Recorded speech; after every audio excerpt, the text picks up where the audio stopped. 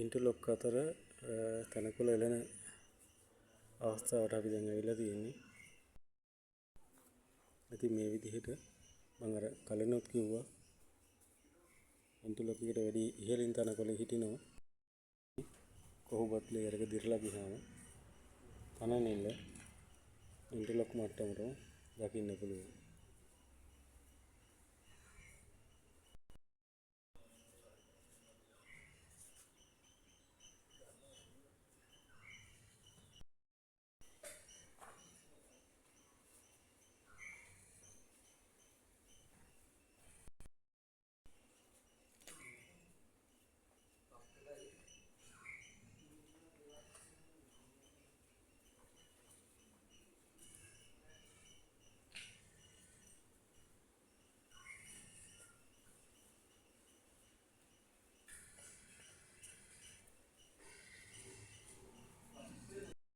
තන නිල්ල එලාගෙන ඊට පස්සේ අනිවාර්යයෙන්ම මේ තනකොළ සහ